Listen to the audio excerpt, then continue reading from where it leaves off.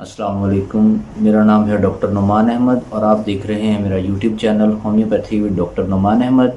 दोस्तों, आज हम बातचीत करेंगे टॉन्सिलाइटिस के बारे में, उसकी वजूहात के बारे में, इसकी कुछ होम्योपैथिक मेडिसिन्स, और साथ ही साथ हम ये भी जानेंगे कि हम इससे कैसे बचाव कर सकते हैं। तो चलिए दोस्तों, जानते हैं टॉन्सिलाइटिस है क्या, ये क्यों होता है और इसकी वजूहात क्या हैं। टॉन्सिलाइटिस असल में हमारे गले के अंदर दो ग्लैंड्स होते हैं, लेफ़्ट साइडेड और राइट साइडेड। तो उनके अंदर अगर किसी किस्म की स्वेलिंग हो जाती है तो उसे टॉन्सिलाइटिस बोला जाता है। टिस का लफ्ज़ जिसके भी लास्ट पे आ जाता है वहाँ पर स्वेलिंग डायग्नोज हो जाती है। हम ये कहते हैं कि वहाँ पर स्वेलिंग आ गई है, वहाँ पर सूजन आ गई है। तो टॉन्सिलाइटिस जो है ये टॉन्सिल्स की सूजन होती है। तो अक्सर डॉक्टर जो हैं इसका ट्रीटमेंट करने के लिए टॉन्सिल्स को ही रिमूव कर देते हैं। तो उन्हें होम्योपैथिक में कुछ मेडिसिन्स को स्टडी कर लेना चाहिए, तो इससे काफ़ी ज़्यादा उन्हें फ़ायदा हो सकता है।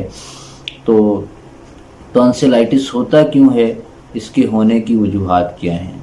तो टॉन्सिलाइटिस की सबसे बुनियादी और जो सबसे मेन वजह है वो गले के अंदर जर्म्स का और वायरसेस का अटैक है। बसा औकात बैक्टीरिया और बसा औकात वायरसेस जो होते हैं वो हमारे गले के इन ग्लैंड्स हसास हिस्सों पर आके अटैक करते हैं।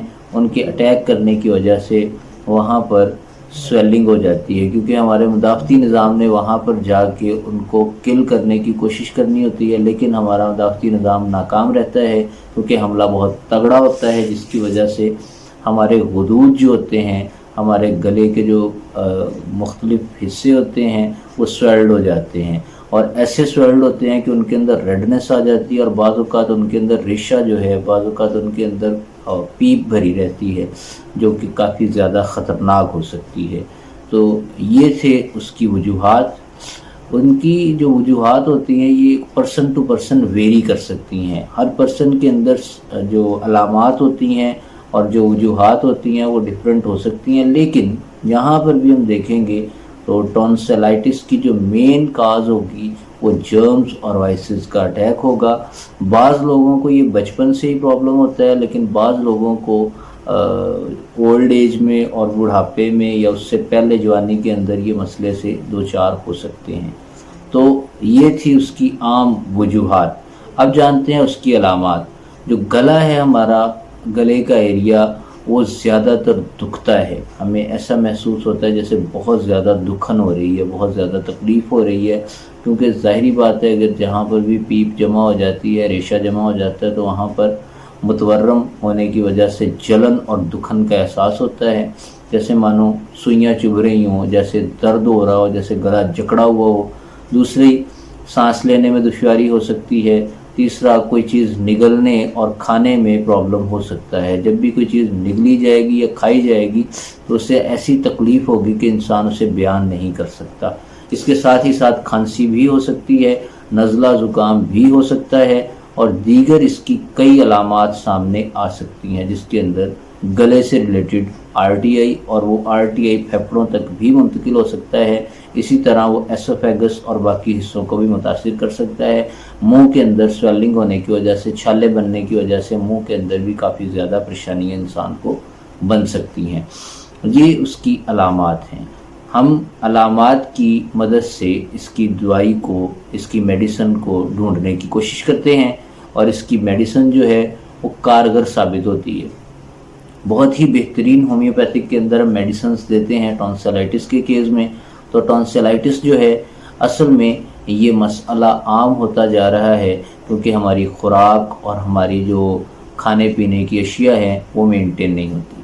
अगर हम खट्टा खा लें कोई, या कोई ऐसी चीज़ खा लें जिसकी वजह से हमारा गला जो है वो सेंसिटिव होता है, तो उस सेंसिटिविटी की वजह से हमें टॉन्सिलाइटिस हो सकता है।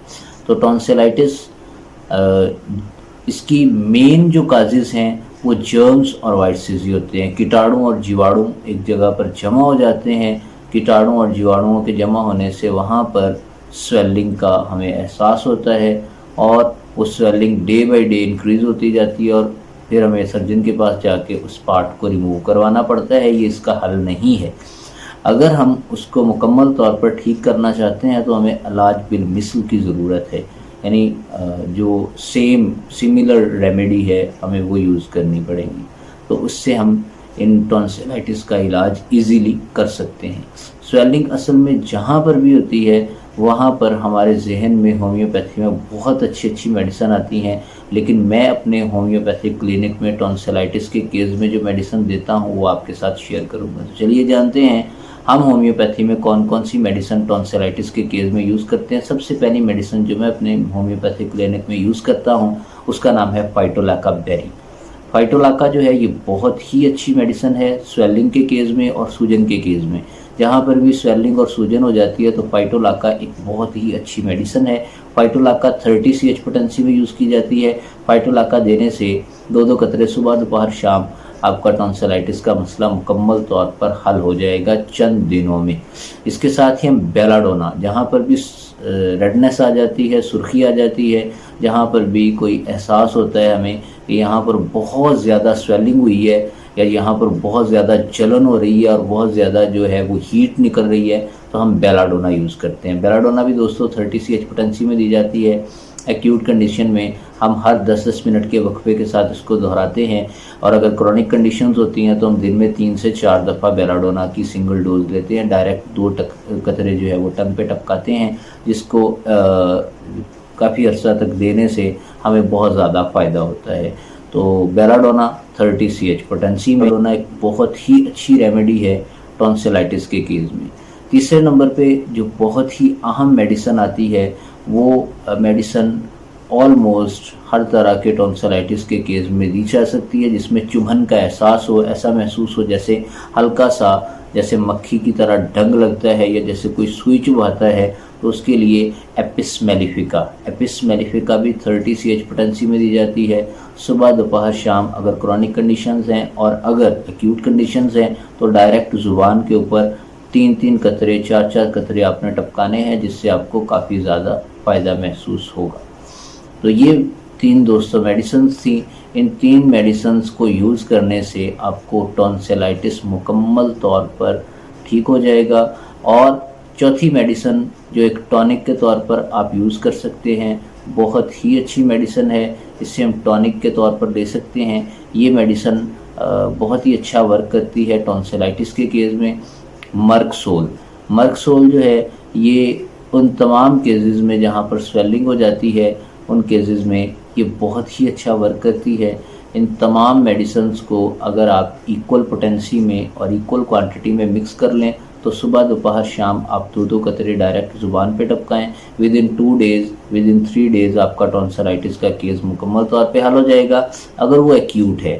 اور اگر کرونک ہے تو اس کو حل ہونے کے لیے آلموسٹ 15 سے 20 دن تھوڑا فرق پڑنے میں لگیں گے، اور آہستہ آپ دیکھیں گے کہ پوری طرح سے 1-2 ماہ کے اندر آپ کا ٹونسلائٹس مکمل ٹھیک ہو جائے گا اور آپریشن سے آپ کو چھٹکارا مل جائے گا۔